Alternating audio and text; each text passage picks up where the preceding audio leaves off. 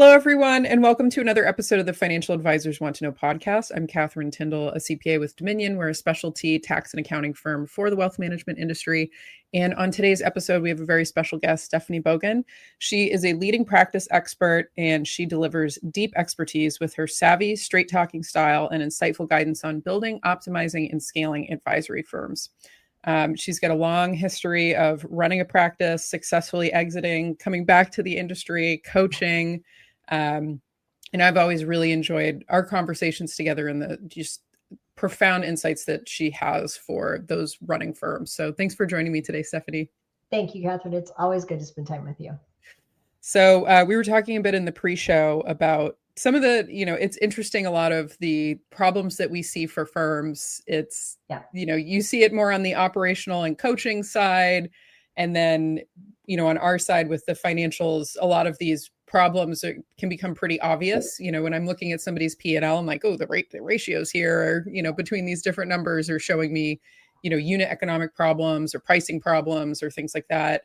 I would love for us to kind of dig a little bit into that conversation we started to have in the pre-show about, the inhibitors to growth and some of those secret inhibitors that firm owners might not be, aware that are holding them back that you see. Well, one, as we talked about, it's such a great conversation. And as we talked about in the pre-show, I sort of look at the work we do as the same work from different ends, right? You get to, like, we're up here in strategy and then building and execution. You get to see what that all flows down to in terms of actual reality and economics. And I think they're just different views of the same thing, which is why I think we always have so much fun when we have these conversations, because we're literally having the same conversation from different perspectives. Yeah. You're seeing it obviously in the P&Ls. We see it in productivity and performance, and what I'm just going to call personal joy and satisfaction, right? Most advisors are good advisors. They do good work. They've grown to some level. I call it the GAS syndrome, which is good advisor syndrome, which is your growth strategy has largely been show up, be a good person, do good work. And between the market, share of wallet, and referrals, after like 10 or 15 years, you're doing pretty good, right? How complex it is, however, has nothing to do with the growth and how you lead that practice, whether you're a solo building a really efficient lifestyle practice, or you're the leader of a firm that really wants, right, that next level, some version of more and better calls. It's about how we actually navigate those stages of the journey. Angie Herbers has a really good chart we use a lot around like the different stages and the problems and challenges at each stage. And somewhere around 700,000 to a million in revenue, you're going to hit a capacity threshold. That's so true. If you look at all of the data, I've looked at all the studies, you put them all together, essentially, somewhere around $800,000 as a solo, you hit your capacity. Some people sooner. Some people get to $1.5 million. I was on the phone with someone who's joining the program next year, and he's at $1.5 million as a solo, right? So it's about how you structure that practice. But fundamentally, what happens is as you hit your ceiling of complexity, somewhere between 80 and 120 clients, again, higher or lower, but that's sort of the midpoint. We tend to then hire people for leverage, right? A service person we hire for service and ops. We might get a paraplanner to help with things, or maybe a marketing assistant or an admin or client service person, right? So we're taking pieces of the work and we're leveraging them out. What happens along the way is we're getting clients and we're quoting them fees and services, or we're quoting fees and we're lowering them, or we're not really defining services. So those good advisors show up doing good work, and we have sort of a good practice, but one that is in no way optimized. And what happens is we have to service those clients. We're typically not doing it with optimal efficiency, which means we're also not delivering as deep a value to client as we can. Separate conversation around service models. But most advisors, if you ask them what their life feels like on a day-to-day, it's like the Groundhog Day, or seen that movie, or I had a client describe it perfectly. It's the whack-a-mole game at the pizza parlor. Pop up and you're like, and by the way, this is the stress of success. The better you do, the harder it gets. So the better I get at hitting those moles, the better I get at growing, right? Which is the problem. We tend to hit our capacity and we keep growing. Yeah. In that spread is where all the problems, because we don't change anything in the firm. We don't change our leadership style. Again, even in a lifestyle practice, you're leading every day with your strategy and your decisions and your actions. Mm-hmm. And so we basically cross the capacity threshold, and it doesn't serve as the catalyst for the next level review that we need it to. We just keep doing more of the same thing. And that happens is growth keeps coming. Literally, billion-dollar firm on this morning, no service model. People literally, one of the advisors was like, we do good work, but we're doing it with duct tape and baling wire. Like we're all scrambling around in the background. Clients don't see it, but it's really not what it looks like from the outside. I said, well, welcome to about every firm out there. Yeah. Right? There's a lot of spinning plates and pulling levers and at the last minute, and we start to feel that. Mm-hmm. And then founders get to the point where the more successful they become, the more pressure builds. Like we're putting bigger rocks in the backpack as we're climbing higher and higher. So we don't create that catalyst for change. And it's because most of the time we don't stop and ask the valuable question. Oh, wait, where am I? Did I get there? We start in our 20s going, I want a nice house and a good job and a big, whatever. We don't have a specific idea. And then along the way, 10 or 15 years in, we get there. Or if you're growing into that, right, you've met written ramen, you can at least pay the rent and you're comfortable. Mm-hmm. And that's the challenge, is comfort does not lead to greatness or optimal. We have to be willing to make ourselves uncomfortable. So that's how we get there, right? We show up, we do good work, we cross that ceiling of complexity. We don't even realize it. We're like, why is this success thing so hard? It's either I'm making great money and doing better than I thought I would, but man, the time, the freedom, the joy is gone. We want to show up energized, empowered, right? Ready to do this work. We don't want to show up like, I'm grinding out another day. I'm making really good money and I just have to do this for another 10 years. Yes. So that's right. You see that where you're like, oh yes, I've had so many people say that to me. But here's the crazy thing. We see it in our lifestyle program, coaching program. We see it in our leaders program. It's crazy. People will be like, I want to come, I want to maximize value. I want to be out in like 3 years or 5 years. And then they go through the coaching and they're like, this is great. I'm sitting in my best seat. I'm doing what I love. I'm making good money. I get to mentor the next, whatever. They're like, I'll just do. And I'm like, that's the goal. The goal is to either feel really good and want to leave or not to. Like, hey, maybe you're like, I like to golf a lot. So that's the fun part, right? From our side of the bookend is that we get to literally reshape how that reality can play out over time. You get to see it on the bottom and then surface the issues that they're challenging. When you put those two things together as a view, you get a really effective and well-run organization, right? Because you have a strategy, you're surfacing issues where we're not optimized. We can then drive to solutions, right? And then we can absolutely measure it because we're going to see those metrics change in the financials. So once we get into that capacity spot, we have to solve for it. And this is the challenge. This is not a practice issue. It's not a method problem. We don't know the methods, or we execute the wrong ones, which I'll talk about. But as a result of not having a clear path, we were talking about this with respect to succession planning or even M&A, like I'm going to sell at some point, but we don't know what to do to put that succession plan in place. So we tend to not do any things, right? We don't know how to build premium and value in our business. That's a new skill set. So we tend to just be like, I'm growing, it'll be fine. So literally what happens is when we get to our best effort, and it's usually pretty good, by the way, ladies and gentlemen, and we don't know how to fix it or focus on a new and better future, because our current reality says a lot of the times growth is going to be harder. Why would we want to do that? Why would we have the next big vision? If we don't sit in that seat and recast the future, we are destined to have those same problems. And what happens is all the complexity, dilution, and misses that are baked into that, and there's a lot, we can talk about those, you're compounding them. You are literally compounding your problems, which is why another 100 million or 10,000 in revenue, whatever people are like, when I get here, it'll get better. You probably hear this, when I get to $1 million in revenue, the margins improve. That same firm, I swear to you, I worked with a firm for 25 years. When they first started, like, when we get to $1 million, it'll be better. And I'm like, okay. And they were like, when we get to 3 million, it'll be better. And I'm like, we get to, and finally I was like, it's not going to get better. And they're like, why? I'm like, because you're taking you with you. Your leadership skills so true. are not growing. Like, you're still the Bob advisor who thinks every client is a good client, and you're running a multi-billion-dollar firm. That does not compute. Yes. So that's the fundamental problem, whether we're a smaller advisor and we're growing, or we're a leader of a larger or a firm or an enterprise, the breakdown is the same, which is we have hit our own skill set limit. We don't see the problem. We don't understand. Like when I explain it to people, they're like, oh my, I have told you I have a keynote on this. And everyone's like, and I'm like, it's pretty obvious, guys. I said with all love and respect. Yeah. The issue is we're in it. So we have a really hard time seeing it. So you and I talked about this, the shift, the fundamental shift is this is a growth-driven profession. It's how you survive. Anyone over the age of 50 had to dial for dollars, right?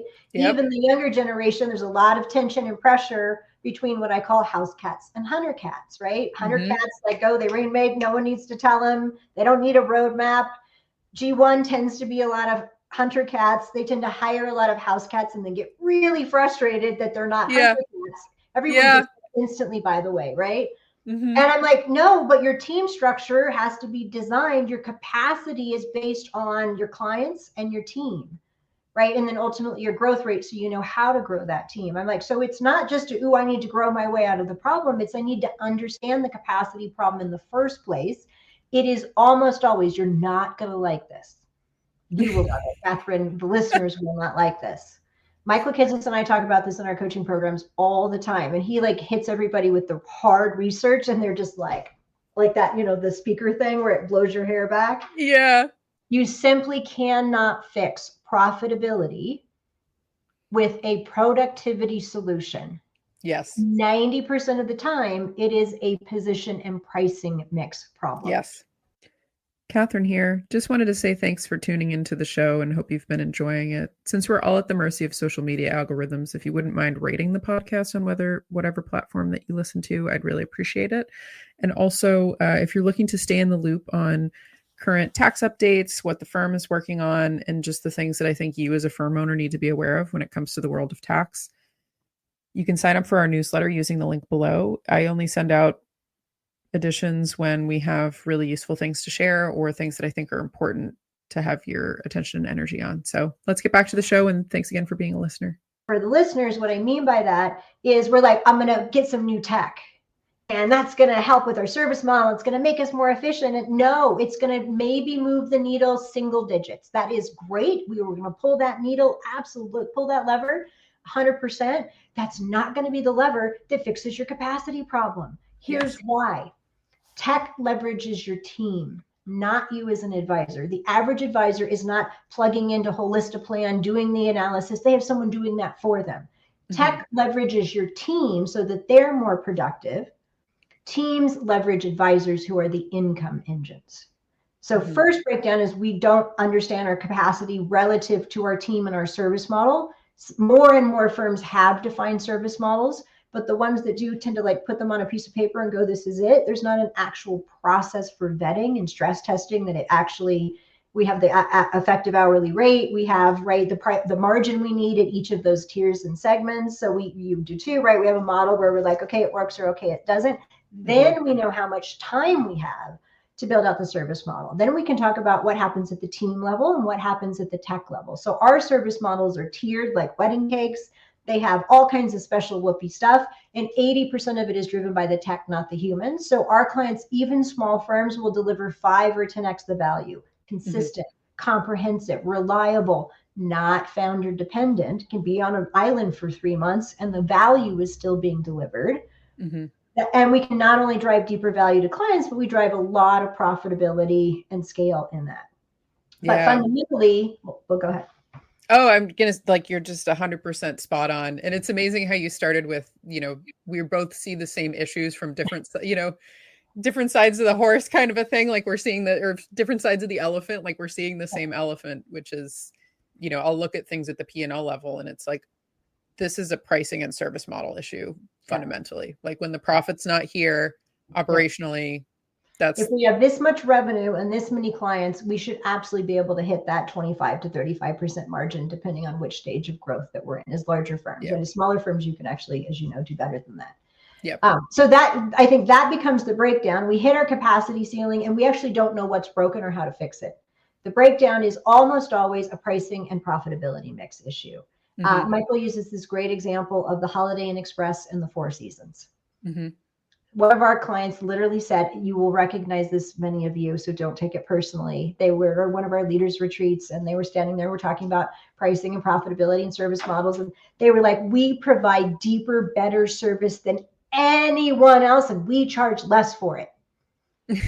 Proudly, I might add. And I looked straight in the eyeballs of that person. I said, why are you bragging about that? Yeah.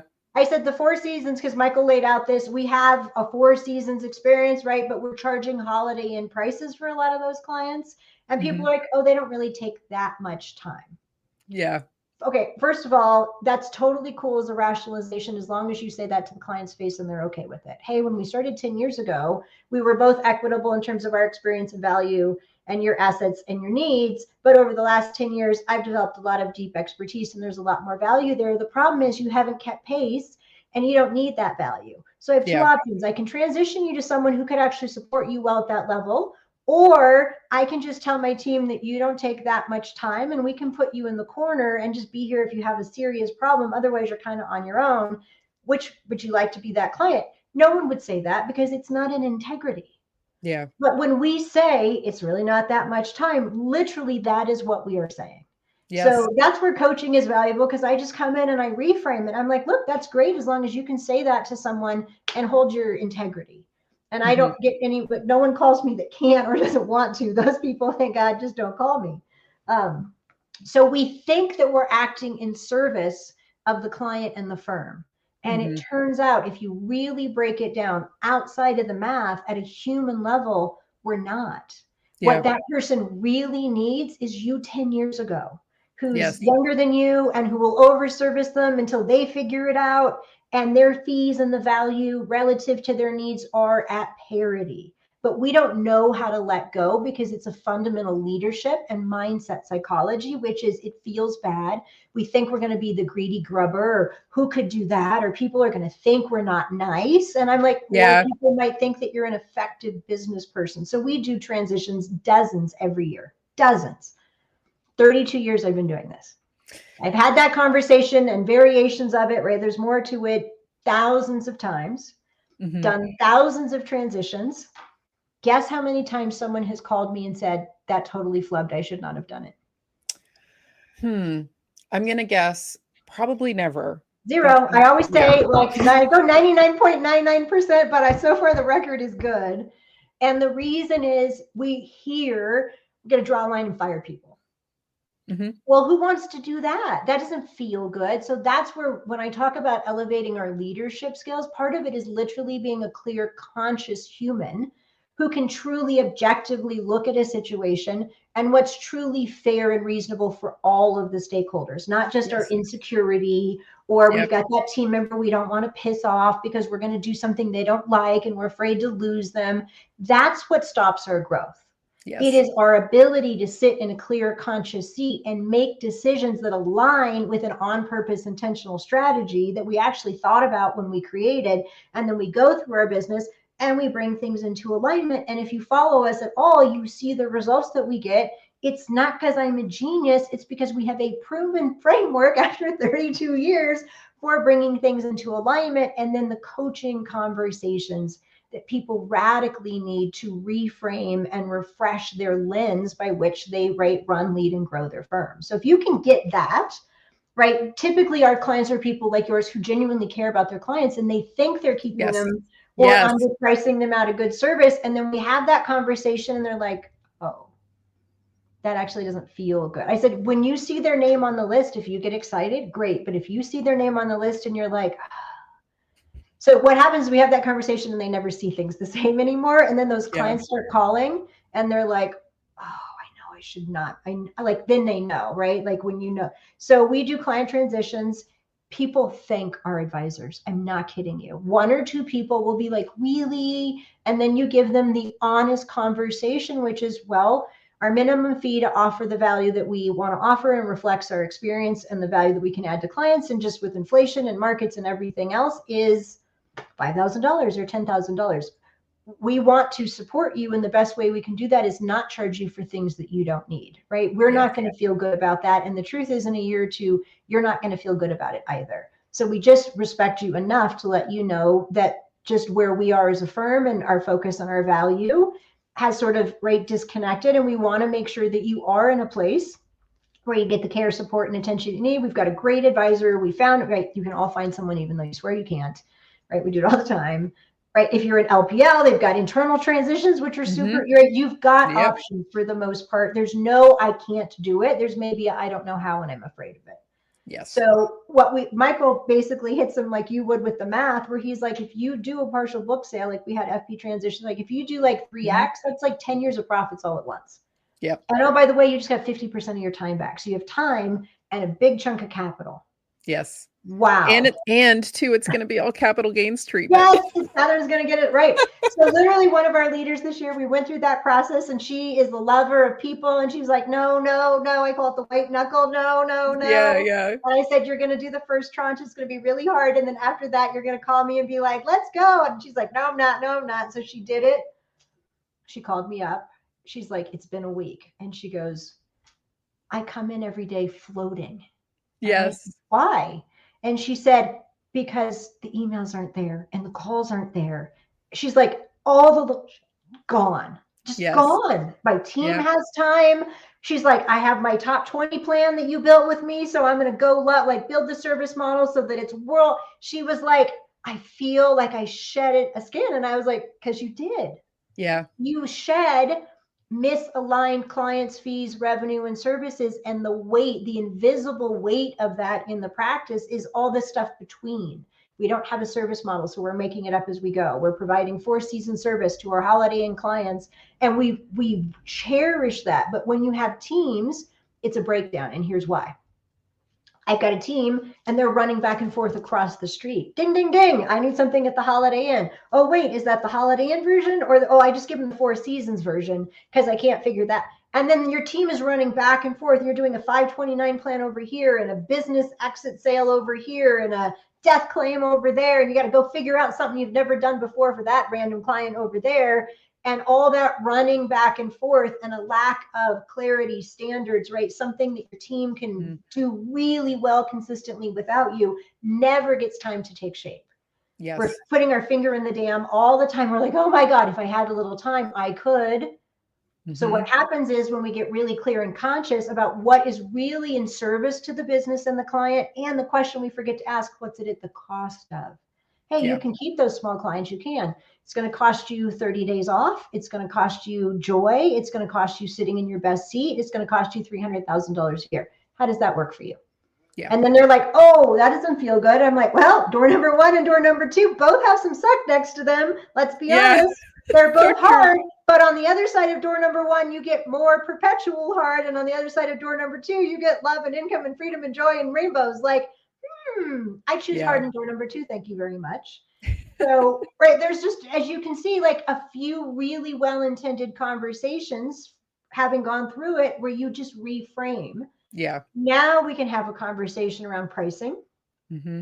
Everyone in our leaders program group, except 2 exceptions, because that was a whole different ball game, more than covered the cost of their tuition. One of them covered it for 5 years, a couple of them. Mm-hmm. They didn't go do any growth stuff. We literally right-sized the client base, fees, positions, which advisors should be supporting them, right? So you're either going to do fee transitions, service transitions, right? Stop giving stuff away for free is what that is code for. Like, this is a container. Here's what you get. You don't get these other things. If you want them, you can pay, do that all the time.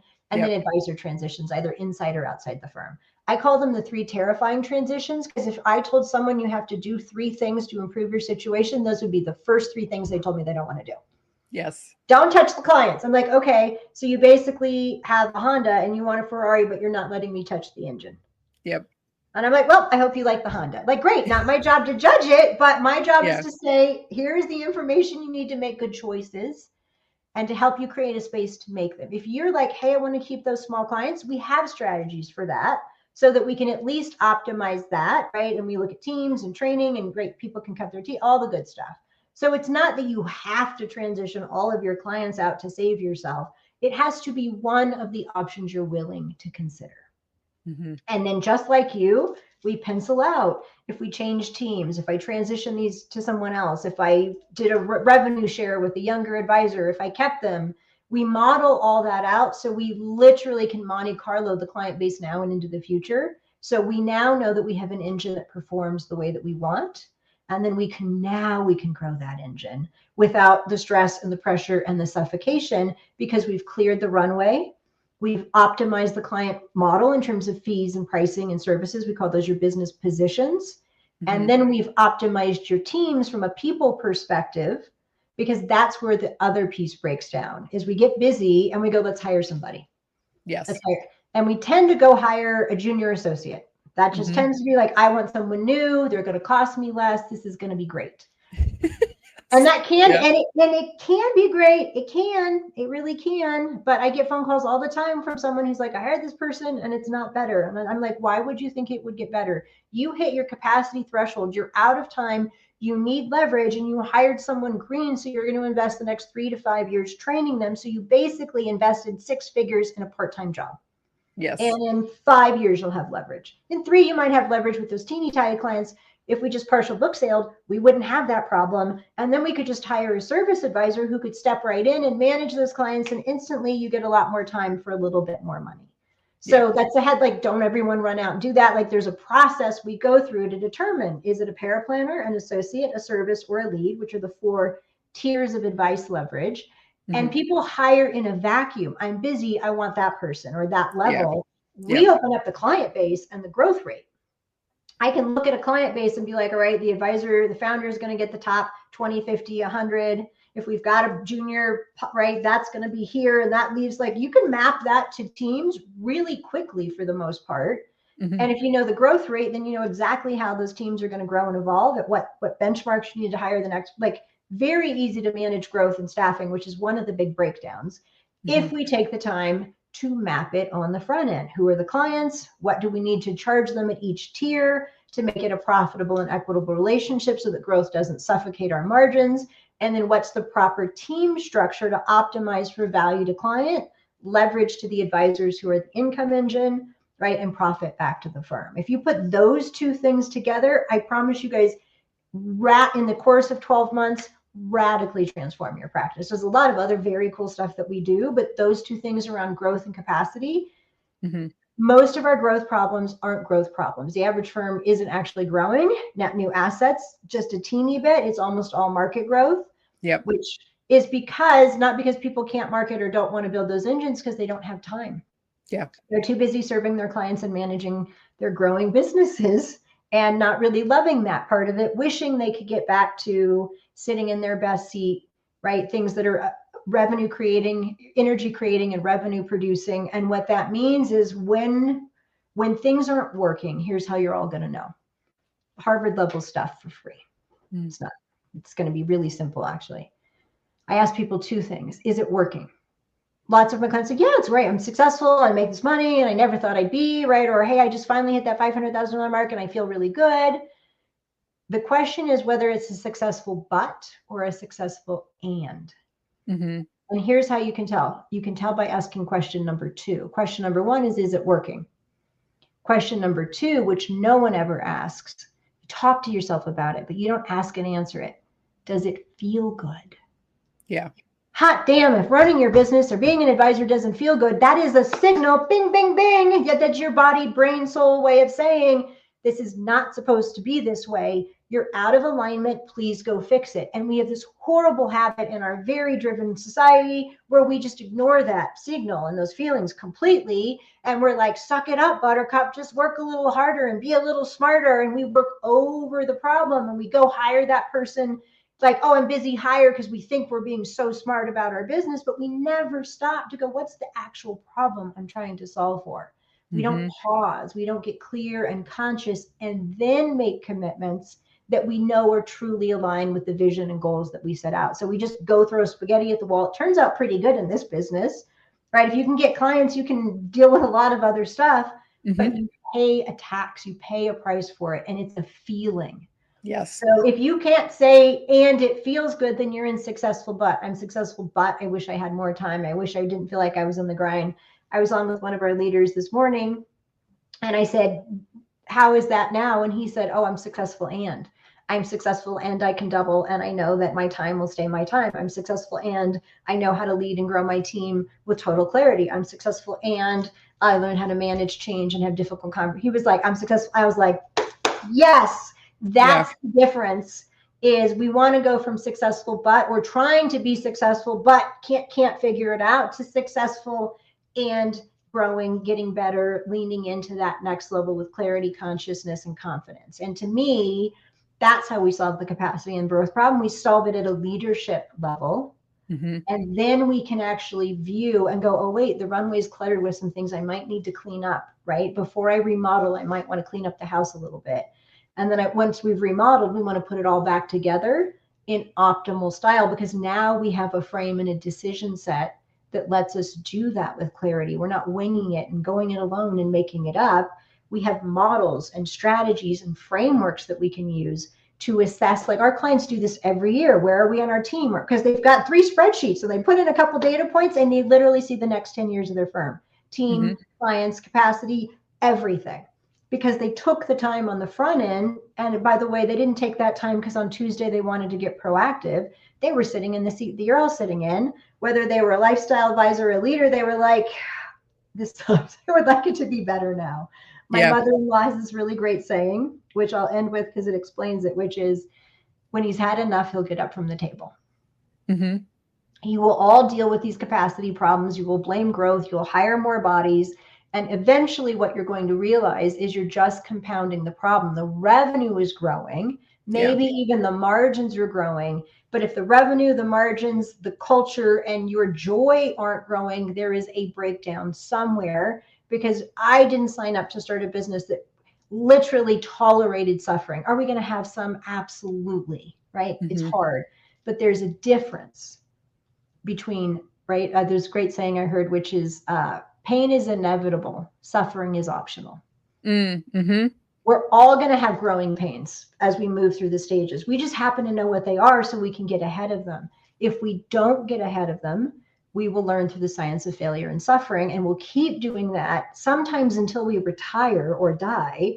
Yeah. Sometimes we'll be like, I've had enough. I'm calling Steph, I'm calling Catherine, I'm calling anyone. I'm going to sit with myself. Like, however you insert agency and consciousness into your leadership style and firm building, it's going to serve you. Yes. Yeah. That's wonderful. So Stephanie, for people to get into your world, what's the best way for them to connect and learn more about the work? If you want to play in the sandbox at Limitless, you can just go to limitlessfa.life. There's great information on our website. You can follow me on LinkedIn at Stephanie Bogan. I'm on Twitter sometimes at Steph Bogan, but I'm pretty much on LinkedIn these days. That's wonderful. And for those of you listening, I would love to hear kind of what you took out of the conversation, because Stephanie, you're preaching the truth. It's know, I see this on the other side, just all of the problems that you're talking about, and just the way that you're framing it, and it's just so true. And it really applies to not just wealth management, but anybody running service businesses. Well, you'll appreciate this. We have a joint client right now. You know that, obviously, for everyone else. And what I always tell people is, you're either going to take your medicine now or you're going to take your medicine later. So true. That's it, right? So like, I'm putting off succession planning, or you're going to either take a little bit now, right? Do hard things, or you're going to take a lot more of it later, and it's going to require a lot more tax, energy, and effort. So the thing I love about our work, like I said, is you're just looking at it from a different lens. You really do get to surface through the result side and how they got there, where those issues are. And it's really, those are the conversations that we need to have to lead into the next level. They just tend to be the really uncomfortable ones that we avoid. Yeah, no. And especially, I see it on my side, where, I'll have these conversations with people because we're at the end with the tax component, but it's all being fed off of P&L data. And oftentimes it's just, you either, my grandmother had a saying, you pay the grocer or you pay the doctor. Yeah. And it's much better to pay the grocer, and that's your side of the house. You're the doctor.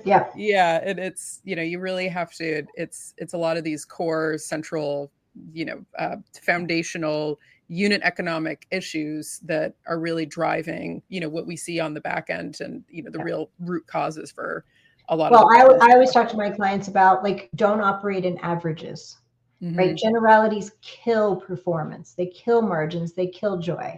One of our clients was like, yeah, it's just like that's like $40,000 in revenue. Like, it's not that big a deal, right? By the time you pay taxes and all that. And I was like, you did not just say that. She's like, what? I was like, well, that was more than your entire fee this year. That would be money that you could deploy to a marketing agency to help you get the pipeline started. That would be like half of a really good part-time person that you could use. She was like, all right, fine. I get it.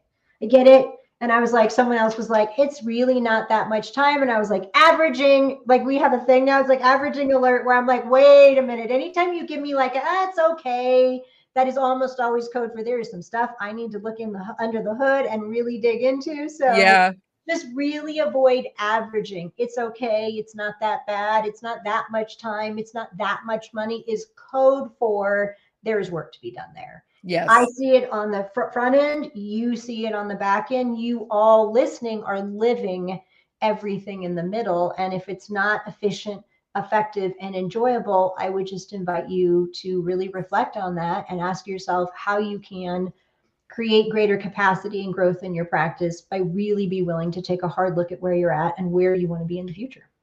I love it. So for those of you listening, we'll post wherever you're encountering this podcast, how to get in touch with Stephanie. Definitely encourage connecting on LinkedIn. She's also got a wonderful newsletter. I'm always interested to hear feedback, so please feel welcome to send me a DM on LinkedIn. Tell me what you thought about the episode. But thank you so much for coming on, Stephanie. Certainly my pleasure. So always powerful. Up with you, Catherine. Wonderful. So for those of you listening, this was another episode of the Financial Advisors Want to Know podcast.